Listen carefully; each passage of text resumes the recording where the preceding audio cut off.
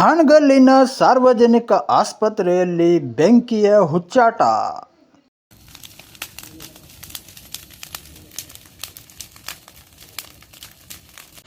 ಆಸ್ಪತ್ರೆ ತುಂಬಿ ಹುಗೆ. ಸ್ಥಳೀಯಲ್ಲಿ ನಡೆದ ಘಟನೆ ನೋಡ್ತಾ ಇರಿ ಇಂಡಿಯನ್ ಟಿವಿ ಹಾವೇರಿ. ಚಾನಲನ್ನು ತಪ್ಪದೆ ಸಬ್ಸ್ಕ್ರೈಬ್ ಮಾಡಿ.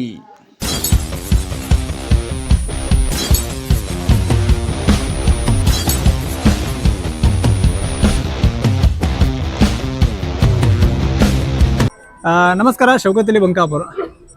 ಹಾನಗಲ್ನಲ್ಲಿ ಒಂದು ದುರಂತವಾದಂಥ ಒಂದು ಘಟನೆ ಅನಾಹುತ ಆಗಿದೆ. ಈ ಅನಾಹುತದಲ್ಲಿ ಏನಪ್ಪಾ ಅಂತಂದರೆ, ಹಾನಗಲ್ ಸಾರ್ವಜನಿಕ ಆಸ್ಪತ್ರೆಯಲ್ಲಿ ಏನೋ ಶಾರ್ಟ್ ಸರ್ಕ್ಯೂಟ್ ಆಗಿ ಒಂದು ದೊಡ್ಡ ಅನಾಹುತ, ಬೆಂಕಿ ಆಗಿಬಿಟ್ಟಿದೆ. ಅಲ್ಲೇ ಇರುವ ಸಿಕ್ಕಾಪಟ್ಟೆ ಪೇಷಂಟ್ಗಳಿಗೆ ಕೆಲಸ ಮಾಡುತ್ತಿರುವ ಸಿಬ್ಬಂದಿಗಳು ಮತ್ತು ಹೊರಗಿಂದ ಓಡೋಡಿ ಬಂದ ಜನ ಯಾವ ಥರ ರಕ್ಷಣೆ ಮಾಡಿದಾರಪ್ಪ ಅಂತಂದ್ರೆ ನಾಲ್ಕು ಮಾತು ಅವ್ರು ಕೇಳೋಣ. ಸರ್, ತಮ್ಮ ಹೆಸರು? Sir, Mahabool Ahmad Masangatti, local. ಏನಾಗಿದೆ ಸರ್ ಇಲ್ಲಿ? ಏನಿಲ್ಲ, ನಾವು ರೋಡ್ ಮೇಲೆ ಹೋದಾಗ ಕಿಟಕಿ ಒಳಗೆ ಹೊಗೆ ಬಂತು. ಹೊಗೆ ಬಂದಾಗ ನಾವು ಸೈಕಲ್ ಮೋಟರ್ ತರಬಿ ಒಳಗೆ ಹೋಗಿದ್ವಿ. ತೆಳಗಿಂದ ಜನ ಇವ್ರು ಕಳಿಸಿದ್ರು, ಮ್ಯಾಲೆ 9 ಜನ ಸಿಕ್ಕೊಂಡಿದ್ರು. ಅವ್ರಿಗೆ ನಾವು ಎಲ್ಲ ಸೇರಿ ಸಿಬ್ಬಂದಿಯವರು ಅವ್ರಿಗೆ ಹೊರಗೆ ಕರ್ಕೊಂಡ್ಬಂದು. ಪೇಷಂಟ್ ಇತ್ತ ಇಲ್ಲಿ? ಇಲ್ಲ, ಪೇಷಂಟ್ ಇದ್ದಿದ್ರು. ಹೋಗ್ತಾ ಇರೋ ಬಂದು ನೋಡಿ, ಹೋಗ್ತಾ ನೋಡಿ ಕಿಟಕಿ ಒಳಗೆ ಅದು ಹೊಗೆ ಬರೋದಕ್ಕೆ ನಾವು ಒಳಗೆ ಆಸ್ಪತ್ರೆ ಒಳಗೆ ಬಂದೀವಿ. ಸರ್, ಏನಾಗಿತ್ತು ಇಲ್ಲಿ? ಏನಿಲ್ಲ ಸರ್, ಕರೆಂಟ್ ಹೋಯ್ತು. ಕರೆಂಟ್ ಹೋಗಿ ನಾವು ಕರೆಂಟ್ ಮಾಮೂಲಿ ಹೋಗೋ ಲೆಕ್ಕಕ್ಕೆ ಹೋಗಿತ್ತು, ಮತ್ತು ಹಾಗೆ ಬರುತ್ತೆ ಅಂತ ಸುಮ್ಮನೆ ಆಗಿದ್ವಿ ನಾವು. ಆಮೇಲೆ ಇವರು ಹೊರಗಿಂದ ಜನ ಬಂದವರು, ಇಲ್ಲ ಮೇಲ್ಗಡೆ ಹೊಗೆ ಬರ್ತಾ ಇದೆ ಅಂದರು. ನಾವು ಹೋಗಿ ನೋಡೋಷ್ಟಿಗೆ ಅಲ್ಲೇ ಬೆಂಕಿ ಹತ್ಕೊಂಡಿತ್ತು. ಅವಾಗ ನಾವು ನಡೆದಿತ್ತು, ಆಲ್ರೆಡಿ ನಡೆದಿತ್ತು ರೀ. ಅವಾಗ ನಾವು ಬದ್ದ ಪೇಷಂಟ್ಗಳೆಲ್ಲ ಹೊರ ಹಾಕಿದ್ವಿ. ಹೊರ ಹಾಕಿ ಅಷ್ಟ ಮೇಲೆ ಪೊಲೀಸ್ನವ್ರಿಗೂ ಫೈರ್ ಆಫೀಸ್ನವ್ರಿಗೂ ಇನ್ಫಾರ್ಮ್ ಮಾಡಿದ್ವಿ. ನಿಮ್ಮ ಹೆಸರು? ನಮ್ಮ ಹೆಸರು ಬಸವರಾಜ್ ಮಳವಳ್ಳಿ ಅಂತಾರೆ. ಬಸವರಾಜ್. ಮೇಡಮ್, ಏನಾಗೈತೆ?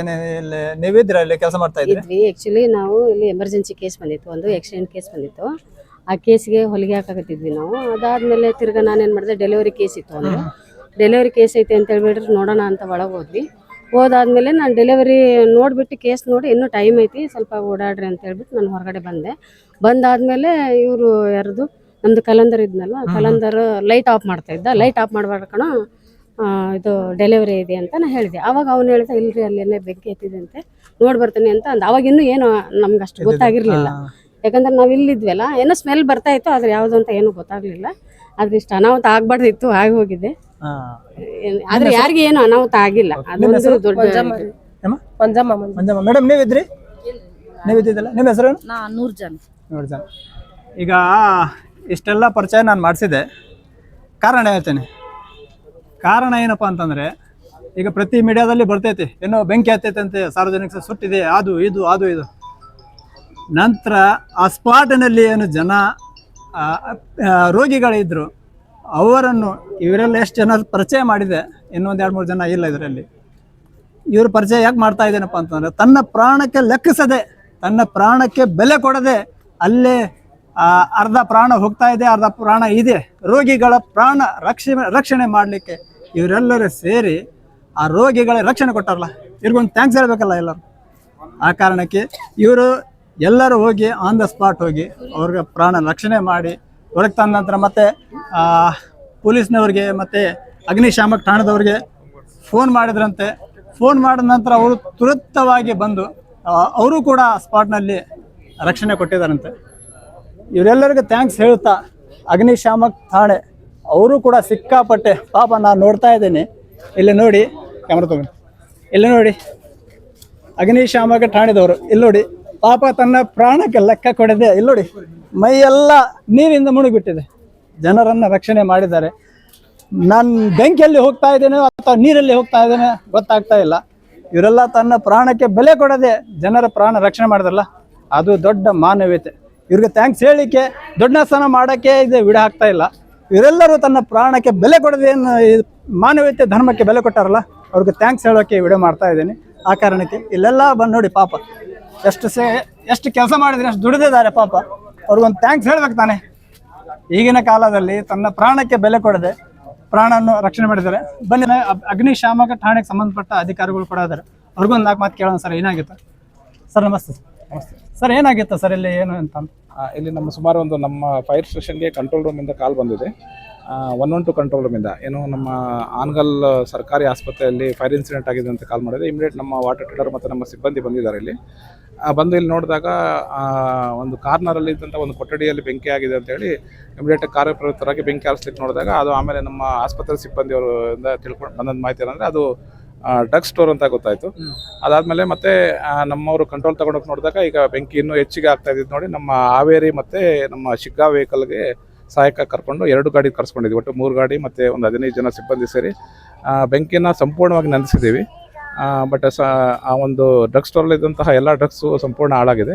ಅದು ಬಿಟ್ಟು ಇನ್ನು ಆಸ್ಪತ್ರೆ ಸಿಬ್ಬಂದಿಗಾಗಲಿ ಮತ್ತು ಸಾರ್ವಜನಿಕರಿಗಾಗಿ ಯಾವುದೇ ತೊಂದರೆ ಆಗಿರೋದು ಕಂಡು ಬಂದಿಲ್ಲ. ಸರ್ ತುಂಬ ಥ್ಯಾಂಕ್ಸ್. ನಿಮ್ಮ ಟೀಮ್ ಯಾವುದೇ ತೊಂದರೆ ಇಲ್ಲದೆ ನಿಮ್ಮ ಟೀಮ್ ಬಹಳ ಒಂದು ಶಕ್ತಿ ತೋರಿಸಿ ಕೆಲಸ ಮಾಡಿದೆ. ನಮಗೆ ನಮ್ಮ ಚಾನಲ್ ಮಾಧ್ಯಮ ಮುಖಾಂತರ ಹಾಗೂ ಸಾರ್ವಜನಿಕ ಮುಖಾಂತರ ತಮಗೆ ತುಂಬ ಥ್ಯಾಂಕ್ಸ್. ಯಾಕಂತಂದರೆ ಇಷ್ಟು ದೊಡ್ಡ ಬೆಂಕಿಯನ್ನು ತಾವು ಒಂದೇ ತಾಸಿನಲ್ಲಿ ಅದನ್ನು ಬೆಂಕಿಯನ್ನು ಬೂದಿ ಸಮಾನ ಮಾಡಿಬಿಟ್ರೆ ಅದಕ್ಕೆ ಥ್ಯಾಂಕ್ಸ್ ಹೇಳ್ತಾ ಇದ್ದೀವಿ ಸರ್. ಸರ್ ಮತ್ತೆ ನಮ್ಮ ಜೊತೆಯಲ್ಲಿ ಇದ್ದಾರೆ ಪೊಲೀಸ್ ಸರ್. ನೀವೇ ಇದ್ರ ಇವರೇನು ಸರ್ ದವಾಖಾನೆ ಸರ್? ಏನು ಯಾವ ಕಾರಣಕ್ಕೆ ಆಗಿದ್ದು ಸರ್ ಇದು? ಶಾರ್ಟ್ ಸರ್ಕ್ಯೂಟ್ ಆಗಿದ್ದು ಅಂತ ನಾವು ಸಸ್ಪೆಕ್ಟ್ ಮಾಡ್ತಾ ಸರ್. ಇಲ್ಲಿ ಪೇಷಂಟ್ಗೆ ಏನೋ ಧಕ್ಕೆ ಏನೋ ಇಲ್ಲ ಸರ್, ಎಲ್ಲ ಪೇಷಂಟ್ನ ನಾವು ಸೇಫ್ ಆಗಿ ಹೊರಗೆ ಪೇಷಂಟ್ ಬೇರೆ ಹಾಸ್ಪಿಟಲ್ ಶಿಫ್ಟ್ ಮಾಡಿದ್ದಾರೆ ಸರ್? ಮಾಡಿದ್ದಾರೆ ಸರ್. ಈಗ ಡೆಲಿವರಿ ಪೇಷಂಟ್ನ ಸಮುದಾಯ ಆರೋಗ್ಯ ಕೇಂದ್ರ ಅಕ್ಕಿಯಲ್ಲಿ ಶಿಫ್ಟ್ ಮಾಡಿದ್ದಾರೆ. ಉಳ್ಕಿವೆಲ್ಲ ಡಯಾಲಿಸಿಸ್ ಪೇಷಂಟ್ನ ಒಂದು ಶಿಗ್ಗಾಂವ್ಗೆ ಮತ್ತೆ ಬ್ಯಾಡಿಗೆ. ಇಲ್ಲಿ ಯಾರಿಗೆ ಏನು ತೊಂದರೆ ಆಗಲಿಲ್ಲ ಸರ್. ಓಕೆ, ಥ್ಯಾಂಕ್ಸ್ ಹೇಳ್ತಾ ಇದ್ದೆ. ಮತ್ತೆ ಅದೇ ಥರ ನಮ್ಮ ಹಾನಗಲ್ ತಾಲೂಕಿನ ಒಬ್ಬ ಮುಖಂಡರು ಅವ್ರಿಗೂ ಕೂಡ ಕೇಳೋಣ ಸ್ವಲ್ಪ ಏನಾಗಿತ್ತು ಅಂತ. ಸರ್ ಇಲ್ಲಿ ಏನಾಗಿತ್ತು ಸರ್? ಆಗೈತೆ ಅಂತ ಹೇಳಿದ ತಕ್ಷಣ ನಮಗೊಂಥರ ಶಾಕ್ ಆಯ್ತು. ಅದಕ್ಕೆ ನಾವು ಕೂಡ ಇಲ್ಲಿ ಓಡಿ ಬಂದ್ವಿ. ಆಮೇಲೆ ನಮ್ಮ ಫ್ರೆಂಡ್ಸ್ಗೆಲ್ಲ ನಾವು ಮಾತಾಡಿದ್ವಿ, ಇದರೊಳಗೆ ಯಾರು ಇಂಟ್ರೆಸ್ಟ್ ಐತಿ ಬೇಗನೆ ಹೋಗಿ ಅಲ್ಲಿ ಬೆಂಕಿ ಆರಿಸ್ರಿ ಅಂತೇಳಿ. ಭಾಳಷ್ಟು ಜನ ಬಂದು ಸೋಷಿಯಲ್ ಸರ್ವಿಸ್ ಮಾಡೋ ಭಾಳಷ್ಟು ಜನ ಬಂದು ಇಲ್ಲಿ ಆಗುವಂಥ ಅನಾಹುತವನ್ನು ತಪ್ಪಿಸಿದ್ದಾರೆ. ಇಲ್ಲಿ ಬಂದಂಥ ಎಲ್ಲ ಸಿಬ್ಬಂದಿ ವರ್ಗಕ್ಕೆ ಮತ್ತು ಇಲ್ಲಿರುವಂಥ ನಮ್ಮ ವೈದ್ಯಕೀಯ ಸಿಬ್ಬಂದಿ ವರ್ಗ ಆಗಿರ್ಬೋದು, ಅಥವಾ ಅಗ್ನಿಶಾಮಕ ಸಿಬ್ಬಂದಿ ವರ್ಗ ಆಗಿರ್ಬೋದು, ಅಥವಾ ಪೊಲೀಸ್ ಸಿಬ್ಬಂದಿ ವರ್ಗ ಆಗಿರ್ಬೋದು, ಅಥವಾ ಸಾರ್ವಜನಿಕರಾಗಿರ್ಬೋದು, ಭಾಳಷ್ಟು ಸಲ ಹೆಲ್ಪ್ ಮಾಡಿ ನಮ್ಮ ಆಗುವಂಥ ಒಂದು ದೊಡ್ಡ ಅನಾಹುತಕ್ಕೆ ಅವ್ರು ಬ್ರೇಕ್ ಹಾಕಿ ಯಾವುದೇ ಥರದ ಪ್ರಾಣ ಹಾನಿ ಆಗದಂಗೆ ನೋಡ್ಕೊಂಡಿದ್ದಾರಲ್ಲ, ಅವರಿಗೆ ನಮ್ಮ ಹಾನಗಲ್ ತಾಲೂಕು ಪರ ನಮ್ಮ ಸೆಲ್ಯೂಟ್. Thank you. ಸೆಲ್ಯೂಟ್ ಮಾಡಲೇಬೇಕು. ದೊಡ್ಡ ಒಂದು ಮಾನವತೆಗೆ ಒಂದು ಏನಿದು ಉತ್ತರ ಕೊಟ್ಟಿದ್ದಾರೆ. ಮಾನವತೆ ಇನ್ನೂ ಈ ಜಗತ್ತಲ್ಲಿ ಬಾಕಿ ಇದೆ ಅಂತ. ಆ ಕಾರಣಕ್ಕೆ ಯಾರಿಗೇನು ತೊಂದರೆ ಆಗಲಿಲ್ಲ, ಯಾರಿಗೇನು ಧಕ್ಕೆ ಆಗಲಿಲ್ಲ. ಆದರೆ ಮಾಧ್ಯಮದವರು ತೋರಿಸ್ತದೆ ಹಂಗಾಗಿದೆ ಹಿಂಗಾಗಿದೆ, ಏನೂ ಇಲ್ಲ. ಏನೇನು ಆಗಿದ್ದೆಲ್ಲ ಇಲ್ಲಿ ಜನರೆಲ್ಲ ಎಷ್ಟೆಷ್ಟು ಜನರ ಹೆಸರು ತೊಗೊಂಡಿದ್ದಾನೆ. ಅವ್ರು ನಿಜವಾದ ಹೀರೋಗಳು, ಅವರು ನಿಜವಾದ ಹೀರೋ. ಅವ್ರ ಹೆಸರೆಲ್ಲ ಯಾರ್ಯಾರೆಲ್ಲ ನೆನಪಿದೆ ಅವ್ರಿಗೆ ಕರೀರಿ ನೀವು. ಹೆಸರಿಗಿಂತ ಮುಂಚೆ ಹೀರೋ, ಹಾನಗಲ್ ಹೀರೋ ಅಂತ ಕರೆದ್ರು ಕಡಿಮೆ. ಆ ಥರ ಕೆಲಸ ಮಾಡಿದ್ದಾರೆ. ಮತ್ತೆ ನಾವು ಭೇಟಿ ಆಗ್ತೇನೆ ಮುಂದಿನ ವಿಡಿಯೋದಲ್ಲಿ. ಧನ್ಯವಾದ.